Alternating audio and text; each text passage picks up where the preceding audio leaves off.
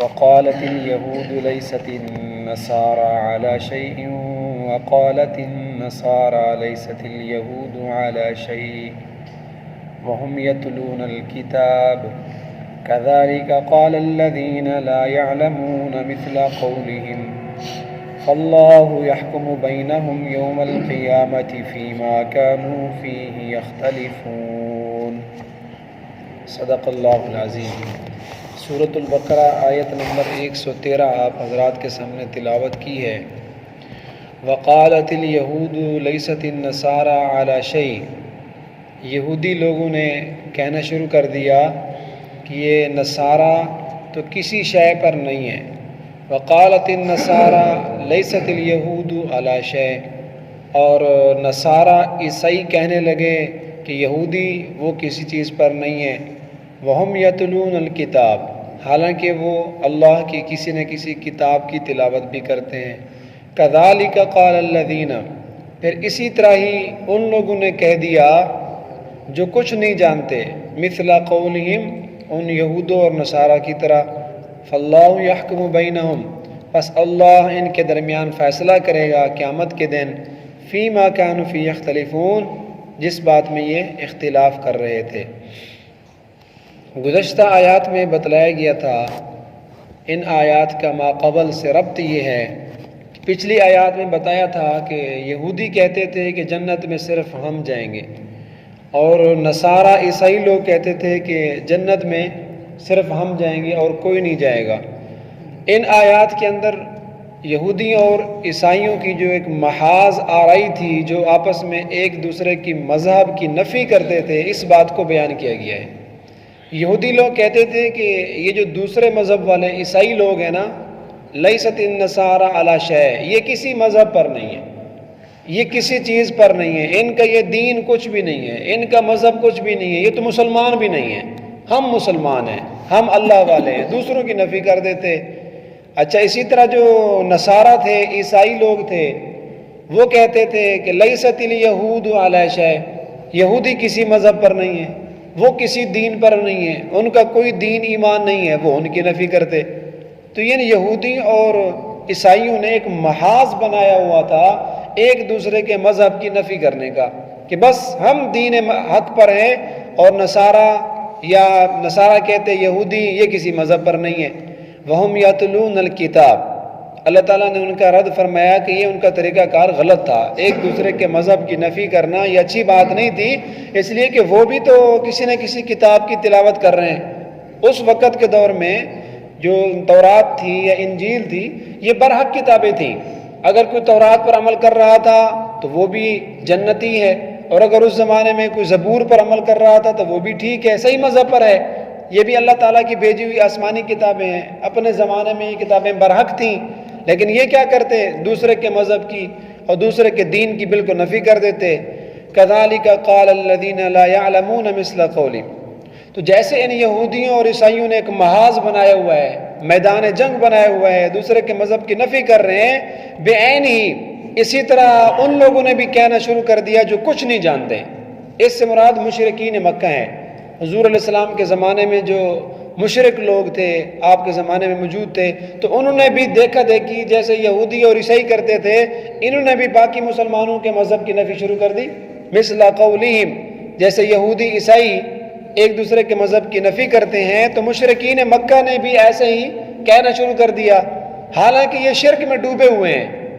سر سے لے کر پاؤں تک مشرک ہی مشرک ہیں۔ بیت اللہ کے اندر انہوں نے بت رکھے ہوئے ہیں، حتیٰ کہ لکھا ہے کہ اساف اور نائلہ، یہ جو دو بت تھے اساف اور نائلہ، اس کی بھی پوجا کرتے تھے۔ اساف ایک مرد تھا اور نائلہ یہ ایک عورت تھی۔ تو جس وقت شروع میں بیت اللہ میں لوگ بہت کم ہوتے تھے،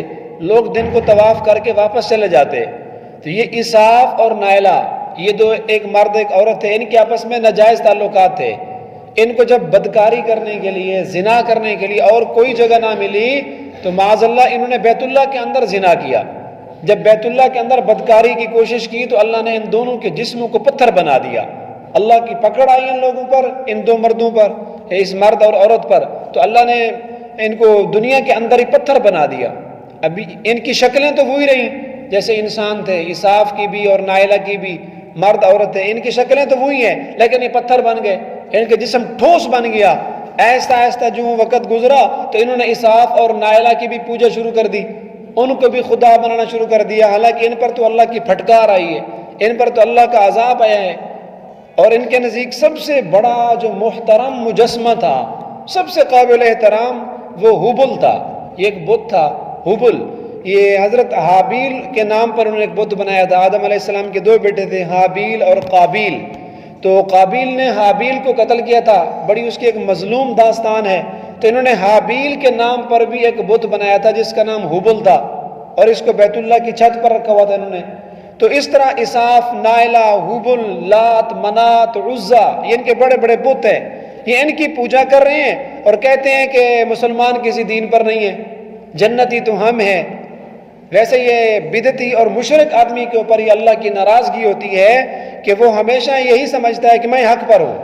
اور دوسروں کو دین حق پر سمجھتے نہیں ہے۔ جب شرک اور بدعت کا غلبہ ہو جائے، آدمی کے دماغ پر بدعت سوار ہو جائے تو اس کو یوں لگتا ہے کہ بالکل میں جنت کے راستے پہ کھڑا ہوں اور باقی لوگ جو ہیں وہ سارے جہنمی ہیں۔ تو مشرکین مکہ جو تھے اس وقت بھی ان کا یہی نظریہ تھا کہ ہم بس دین حق پر ہیں، یہ مسلمان، یہ صحابہ کرام، یہ تو کچھ بھی نہیں ہے۔ فاللہ یحکم بینہم،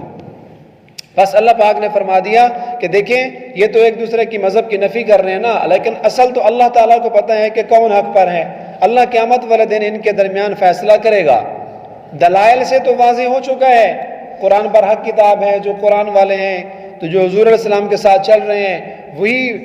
دین حق پر ہی ہیں، کیونکہ آخری کی جو کتاب ہے وہ قرآن مجید ہے۔ تو پہلے والی جو کتابیں ہیں یا حضور علیہ السلام جو کتاب لے کر آئے، ان کی مثال علماء نے یوں دی ہے کہ دیکھیں حضور علیہ السلام کی مثال سورج کی ہے،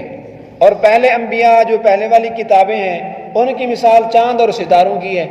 جب تک سورج نہ ہو تو آدمی کو چاہیے کہ چاند ستارے سے روشنی لیتا رہے، جیسے کہ رات کو ہم ان سے روشنی لیتے ہیں، لیکن جب سورج طلوع ہو جاتا ہے تو پھر چاند ستارے کی ضرورت نہیں ہوتی، پھر سورج کی روشنی آدمی کو کافی ہوتی ہے۔ تو آپ کے آنے سے پہلے جو دیگر کتابیں تھیں، پہلے والے انبیاء تھے،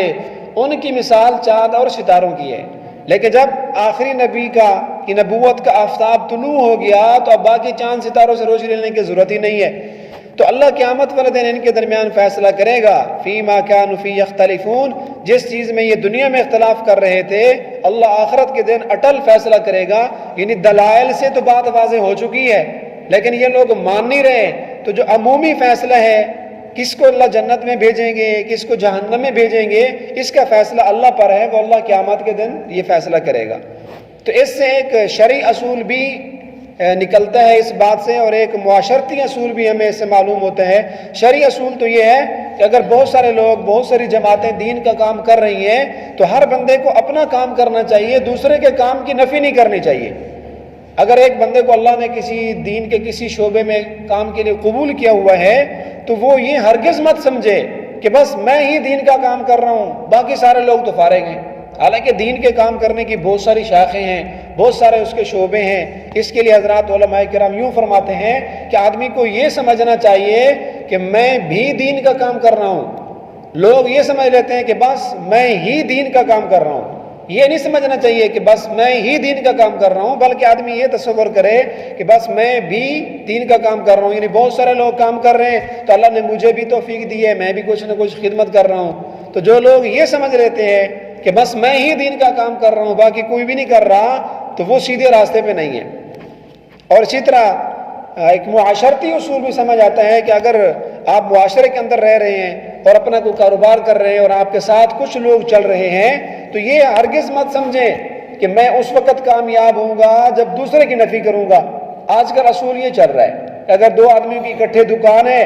تو وہ دوسرے کی دکان کو یہ سمجھتا ہے کہ جب میں اس کو زیرو کروں گا نا پھر میرا کاروبار چمکے گا۔ اگر دو آدمی کسی تجارت میں لگے ہوئے ہیں تو ان کا یہ خیال ہوتا ہے کہ میری تجارت تب چمکے گی جب اس کی دکان تباہ و برباد ہو جائے گی، جب اس کا کاروبار بیٹھ جائے گا پھر مجھے ترقی ملے گی۔ حالانکہ یہ اصول نہیں ہے، بلکہ آدمی کو دوسرے مسلمان کے لیے بھی دعا کرنی چاہیے کہ اللہ اس کو بھی نفع دے، اس کو بھی کامیابی دے اور مجھے بھی کامیابی دے۔ عموماً جو طلباء پڑھ رہے ہوتے ہیں مدارس میں یا اسکول کالجز کے اندر تو جب وہ امتحان کا موقع آتا ہے تو دل میں ایک داعیہ اور جذبہ پیدا ہوتا ہے کہ اور کوئی کامیاب نہ ہو، بس میری ہی پوزیشن ہے۔ پھر وہ دوسرے طالب علموں کو ہرانے کی کوشش کرتا ہے یا اس کو ناکام بنانے کی کوشش کرتے ہیں، حالانکہ جذبہ تو یہ ہونا چاہیے کہ دوسروں کے لیے دعا کرنی چاہیے۔